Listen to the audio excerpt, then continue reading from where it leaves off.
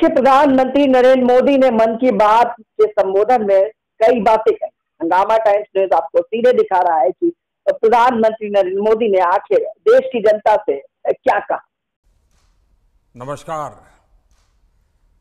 कार्यक्रम में उपस्थित आचार्य श्री महाश्रवण जी, मुनिगण, पूज्य साध्वी जी गण और सभी श्रद्धालु, हमारा ये भारत हजारों वर्षों से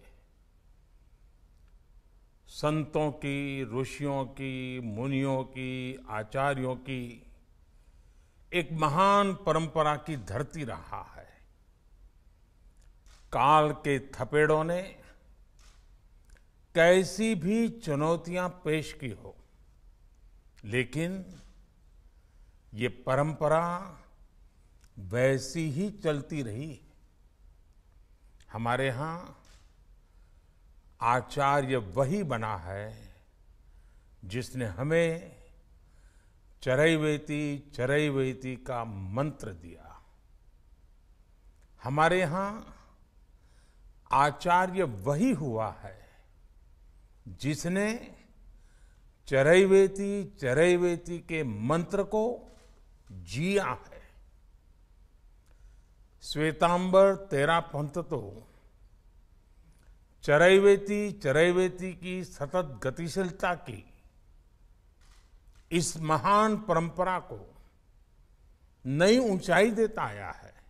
आचार्य भिक्षु ने शिथिलता के त्याग को ही आध्यात्मिक संकल्प बनाया था। आधुनिक समय में आचार्य तुलसी और आचार्य महाप्रज्ञ जी से जो प्रारंभ हुई महान परंपरा आज आचार्य महाश्रवण जी के रूप में हम सबके सामने जीवंत है। आचार्य महाश्रवण जी की ने 7 वर्षों में 18,000 किलोमीटर की ये पदयात्रा पूरी की है। ये पदयात्रा दुनिया के 3 देशों की यात्रा थी। इसके जरिए आचार्य श्री ने वसुधैव कुटुंबकम के भारतीय विचार को विस्तार दिया है। इस पदयात्रा ने देश के 20 राज्यों को एक विचार से, एक प्रेरणा से जोड़ा। जहां अहिंसा है वहीं एकता है, जहां एकता है वहीं अखंडता है, जहां अखंडता है वहीं श्रेष्ठता है। मैं मानता हूं आपने एक भारत श्रेष्ठ भारत के मंत्र को आध्यात्मिक संकल्प के रूप में प्रसारित करने का काम किया है। मैं इस यात्रा के पूर्ण होने पर आचार्य महाश्रवण जी को और सभी अनुयायियों को श्रद्धापूर्वक अनेक अनेक बधाई देता हूं। साथियों, श्वेतांबर तेरा पंथ के आचार्यों का मुझे हमेशा से ही विशेष स्नेह मिलता रहा है। आचार्य तुलसी जी, उनके पटधर आचार्य महाप्रज्ञ जी और अब आचार्य महाश्रवण जी, इन सब का मैं विशेष कृपा पात्र रहा हूं। इसी प्रेम के कारण मुझे तेरा पंथ के आयोजनों से जुड़ने का सौभाग्य भी मिलता रहा है। इसी प्रेम के कारण मैंने आप आचार्यों के बीच ये कहा था कि ये तेरा पंथ है, ये मेरा पंथ है। भाइयों बहनों, मैं जब आचार्य जी महाश्रवण जी की इस पदयात्रा से जुड़ी जानकारी देख रहा था तो मुझे उसमें भी एक सुखद संयोग दिखा। आपने ये यात्रा 2014 में दिल्ली के लाल किले से शुरू की थी। उस वर्ष देश ने भी एक नई यात्रा शुरू की और मैंने लाल किले से कहा था कि ये नए भारत की नई यात्रा है। अपनी इस यात्रा में देश के भी वही संकल्प रहे, जनसेवा, जन कल्याण। आज आप करोड़ों देशवासियों से मिलकर परिवर्तन के इस महायज्ञ में उनकी भागीदारी की शपथ दिलाकर दिल्ली आए हैं। मुझे भरोसा है आपने देश के कोने कोने में, जन जन में नए भारत की इस नई यात्रा की ऊर्जा को अनुभव किया होगा, उसे साक्षात देखा होगा। मेरा आग्रह है कि बदलते भारत के ये अनुभव आप जितना ज्यादा देशवासियों के साथ साझा करेंगे, उतनी ही उन्हें प्रेरणा मिलेगी। साथियों, आचार्य श्री ने अपनी इस पदयात्रा में सद्भावना, नैतिकता और नशा मुक्ति एक संकल्प के रूप में समाज के सामने पेश किया है।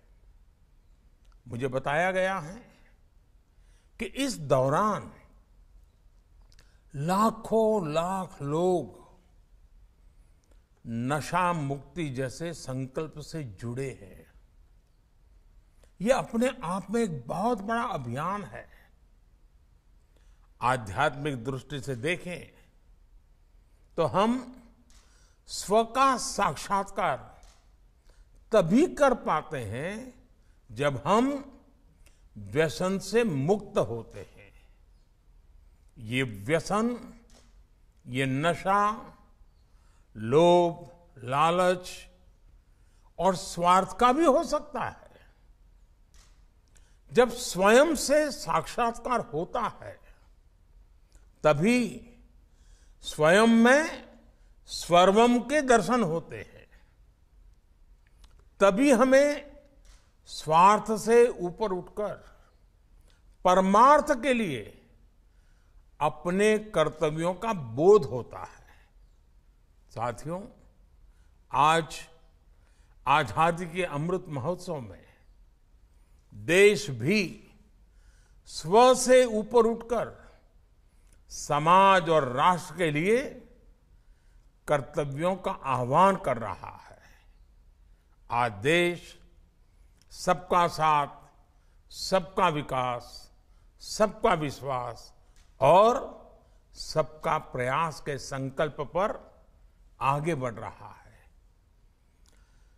सरकारें ही सब कुछ करेगी, सत्ता ही सब कुछ चलाएगी, ये कभी भी भारत का भाव नहीं रहा है। ये भारत की प्रकृति ही नहीं रही है। हमारे यहां राजसत्ता, समाज सत्ता, अध्यात्म सत्ता सबकी बराबर भूमिका रही है। हमारे यहां कर्तव्य ही धर्म रहा है। मुझे आचार्य तुलसी जी की एक बात भी याद आ रही है। वो कहते थे, मैं सबसे पहले मानव हूं, फिर मैं एक धार्मिक व्यक्ति हूं, फिर मैं एक साधना करने वाला जैन मुनि हूं, उसके बाद मैं तेरा पंथ का आचार्य हूं। कर्तव्य पथ पर चलते हुए आज देश भी अपने संकल्पों में यही भाव दोहरा रहा है। साथियों, मुझे खुशी है कि आज एक नए भारत के सपने के साथ हमारा भारत सामूहिकता की शक्ति से आगे बढ़ रहा है। आज हमारी आध्यात्मिक शक्तियां हमारे आचार्य, हमारे संत सब मिलकर भारत के भविष्य को दिशा दे रहे हैं। मेरी प्रार्थना है आप देश की इन अपेक्षाओं को, देश के प्रयासों को भी जन जन तक ले जाने का एक सक्रिय माध्यम बने। आजादी के अमृत काल में देश जिन संकल्पों पर आगे बढ़ रहा है, चाहे वो पर्यावरण का विषय हो, पोषण का प्रश्न हो या फिर गरीबों के कल्याण के लिए प्रयास, इन सभी संकल्पों में आपकी बड़ी भूमिका है। मुझे पूरा भरोसा है कि आप संतों का आशीर्वाद देश के इन प्रयासों को और अधिक प्रभावी बनाएंगे और अधिक सफल बनाएंगे। इसी भावना के साथ सभी संतों के चरणों में वंदन करते हुए आप सबका हृदयपूर्वक बहुत बहुत धन्यवाद।